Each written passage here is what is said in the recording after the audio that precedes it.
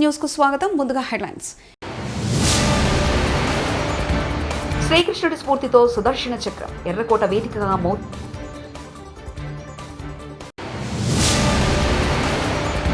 CM Revanth Reddy సామాజికంగా ఆర్థికంగా తెలంగాణ బలపడాలి. రేవంత్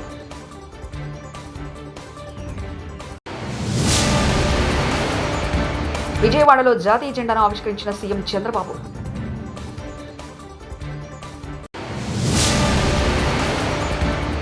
కాకినాడలో జాతీయ జెండాను ఆవిష్కరించిన పవన్ కళ్యాణ్. భారత్కు ఎలాంటి ముప్పు నుంచైనా రక్షించేందుకు బహుళ అంచుల భద్రతా వ్యవస్థ మిషన్ సుదర్శన చక్రను ప్రధానమంత్రి నరేంద్ర మోదీ ప్రకటించారు. దేశీయ సాంకేతికతగా వచ్చే 10 ఏళ్లలో దీన్ని అభివృద్ధి చేస్తామని చెప్పారు. నిఘా, సైబర్ ప్రొటెక్షన్తో ప్రతి పౌరుడు దీని కింద సురక్షితంగా ఉంటాడని భావిస్తున్నట్లు తెలిపారు. ఈ వ్యవస్థ శత్రువులు, ఉగ్రదాడుల నుంచి కీలక ప్రదేశాలను కాపాడుతుందని భరోసా ఇచ్చారు. మహాభారతంలోని శ్రీకృష్ణుడి స్ఫూర్తిగా ఈ నిర్ణయం తీసుకున్నామన్నారు. దేశ 79వ స్వాతంత్ర దినోత్సవ సందర్భంగా ఎర్రకోటపై జాతీయ జెండా ఎగరవేసిన అనంతరం జాతిని ఉద్దేశించి మోదీ ప్రసంగించారు.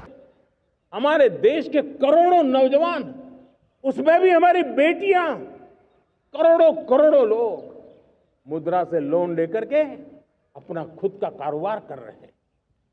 खुद तो अपने पैरों पर खड़े हुए हैं, लेकिन औरों को भी पैरों पर खड़े रहने की ताकत देते हैं. वे भी एक प्रकार से हर व्यक्ति को आत्मनिर्भर बनाने का अवसर दे रही है. मेरे साथियों,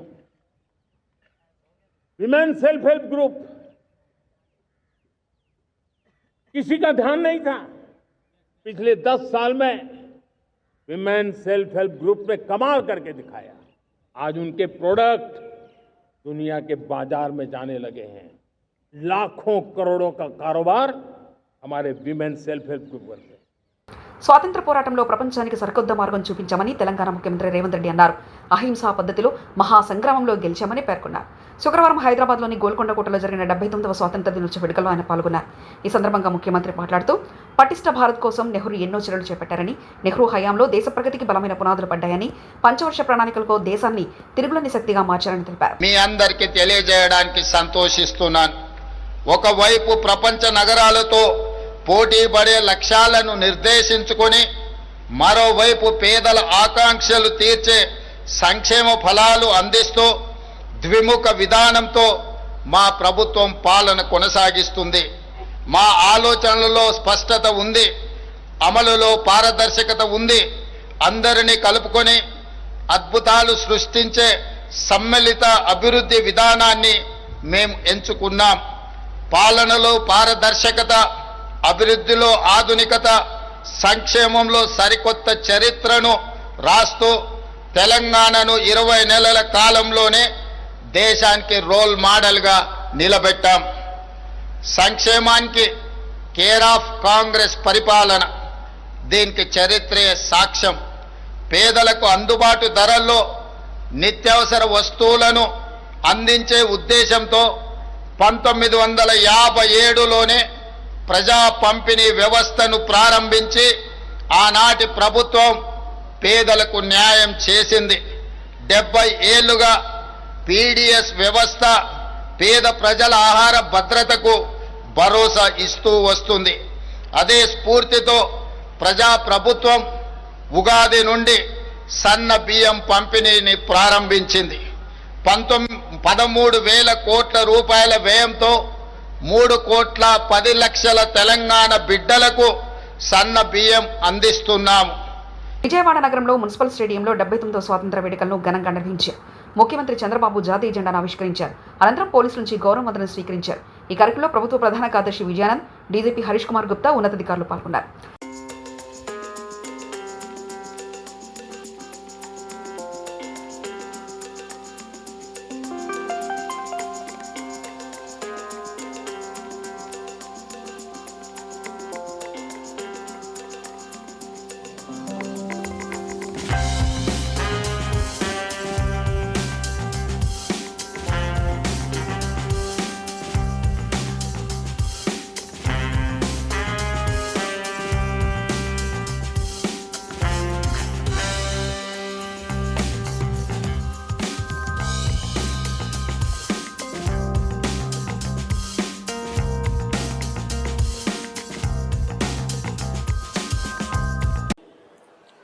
అతిపెద్ద ప్రజాస్వామ్య దేశం భారత్.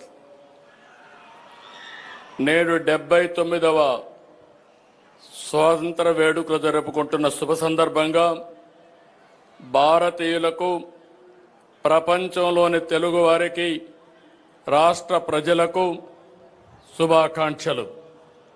ఈ సమయంలో జాతిపిత మహాత్మా గాంధీ, సుభాష్ చంద్రబోస్, భగత్ సింగ్, రాజ్యాంగ నిర్మాత డాక్టర్ బిఆర్ అంబేద్కర్, త్రివర్ణ పతాక రూపకర్త పెంగళి వెంకయ్య, అల్లూరి సీతారామరాజు వంటి మహనీయుల్ని స్మరించుకుందాం.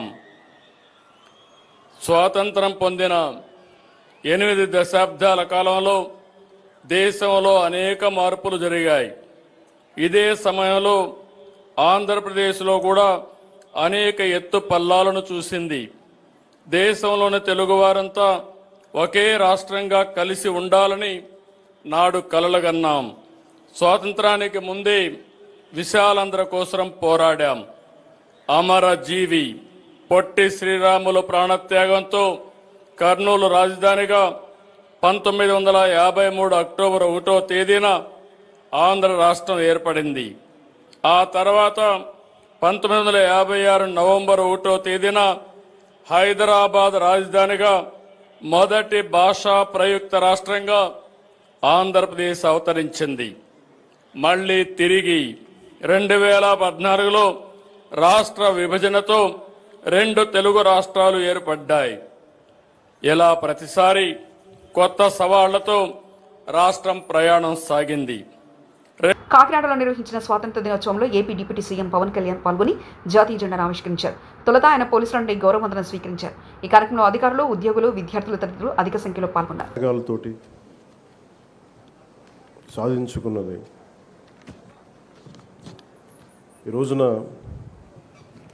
గౌరవ ప్రధానమంత్రి శ్రీ నరేంద్ర మోదీ గారి మార్గదర్శకంలో, ముఖ్యమంత్రి శ్రీ నారా చంద్రబాబు నాయుడు గారి నాయకత్వంలో అభివృద్ధి, సంక్షేమం సమపాళ్లుగా ముందుకు సాగుతూ ఉంది.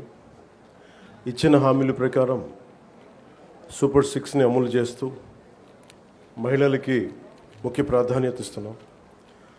రాష్ట్రంలో తల్లికి వందనం పథకం ద్వారా ఈ ఏడాది 67.27 లక్షల తల్లులకి, మాతృమూర్తులకి 8,745 కోట్లు వారి అకౌంట్స్లో జమ చేశాం. అలాగే దీపం పథకం కింద 2 విడతల్లో 1 కోటి ఉచిత గ్యాస్ సిలిండర్లు ఇచ్చి 5 ఏళ్లలో ఏడాదికి 3 సిలిండర్లు చొప్పున 13,423 కోట్లు ఖర్చు చేయబోతున్నాం. ఈ రోజు నుండి స్త్రీ శక్తి పథకం ద్వారా ఆర్టీసీ బస్సుల్లో మహిళలకి ఉచిత ప్రయాణాన్ని ప్రారంభిస్తున్నాం. పంచాయతీరాజ్ బాధ్యతలు స్వీకరించిన వెంటనే జాతీయ పండుగల నిధులను మైనర్ పంచాయతీలకి 100 నుంచి 10,000కి, మేజర్ పంచాయతీలకి 250 నుంచి 25,000కు పెంచి సర్పంచుల ఆత్మగౌరవాన్ని కాపాడాం. గ్రామ స్వరాజ్య సాధన లక్ష్యంలో భాగంగా ఒకే రోజు 13,326 గ్రామ పంచాయతీల్లో గ్రామ సభలు నిర్వహించి ప్రపంచ రికార్డు సాధించాం. పల్లె పండుగ ద్వారా 4,000 కిలోమీటర్ల సిసి రోడ్లు, 22,500 మినీ గోకులాలు, 1,00,000 నీటి కుంటలు, 15,000 నీటి తొట్లు పూర్తి చేశాం. పంచాయతీరాజ్ ఇంజనీరింగ్ డిపార్ట్మెంట్ ద్వారా 2,000 కిలోమీటర్ల బీటీ రోడ్లు, 14 కొత్త వంతెనలు నిర్మించాం. గ్రామీణ ఉపాధి హామీ పథకం ద్వారా 75.23 లక్షల ఉపాధి శ్రామికులకు గ్రామాల్లోనే ఉపాధి కల్పించి ప్రమాద పరిహారం 50,000 నుంచి 4 లక్షలకు పెంచాం. అడవి తల్లి బాట కింద కొండ ప్రాంతాల్లో 1,005 కోట్లతోటి 625 గిరిజన ఎందరో యోధుల ప్రాణత్యాగ ఫలితమే ఈ స్వాతంత్ర్యమని, ప్రజాస్వామ్యం, స్వేచ్ఛను కాపాడుకోవడం మనందరి బాధ్యతని మంత్రి నారా లోకేష్ అన్నారు. గుంటూరులో జాతీయ జెండాను ఆవిష్కరించి శుభాకాంక్షలు తెలిపారు. పోరాట వీరుల త్యాగాలను స్మరిస్తూ వికసిత్ భారత్ను నిర్మిద్దామని పిలుపునిచ్చారు. మన దేశాన్ని మరింత ఉన్నతంగా తీర్చిదిద్దేందుకు అందరం కలిసికట్టుగా కృషి చేద్దామని లోకేష్ తెలిపారు. ఈ రోజు వాళ్ళ కోసం నా సొంత నియోజకవర్గం మంగళగిరిలో ఒక అద్భుతమైన మ్యూజియం కూడా ఏర్పాటు చేస్తామని ఈ సభాముఖం మీ అందరికీ నేను తెలియజేస్తున్నా.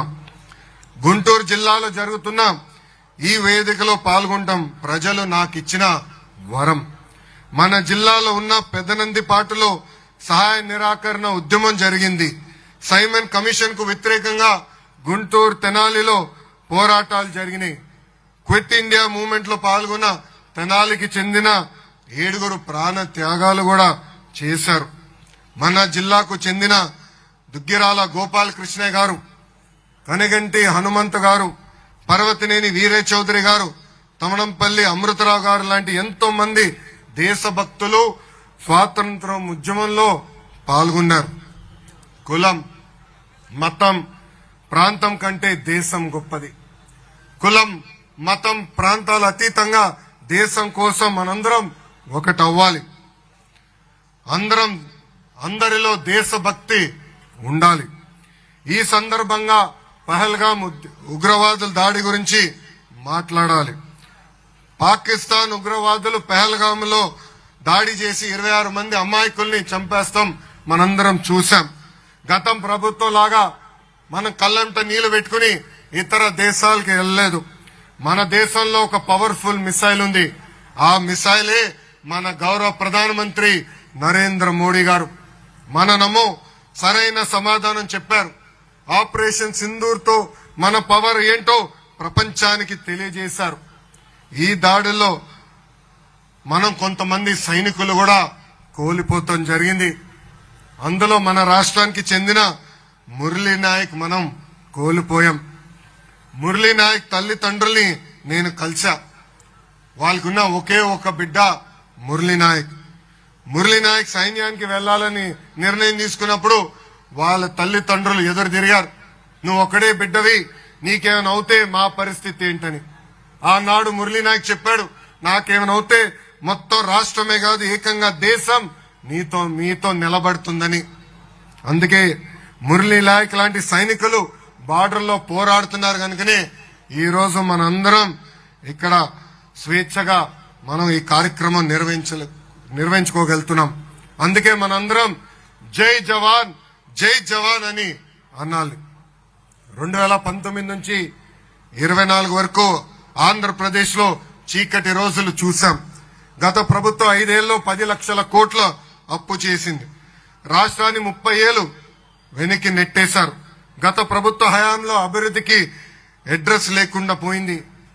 2024 ఎన్నికల్లో ప్రజలు ఒక చరిత్ర సృష్టించారు. 94% స్ట్రైక్ రేట్, 164 సీట్లతో ఎన్డీఏ ప్రభుత్వాన్ని. శ్రీకృష్ణుడి స్ఫూర్తితో సుదర్శన చక్రం ఎర్రకోట వేదికగా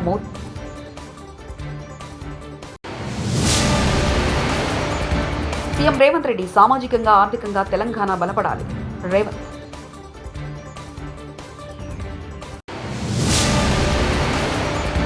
విజయవాడలో జాతీయ జెండాను ఆవిష్కరించిన సీఎం చంద్రబాబు.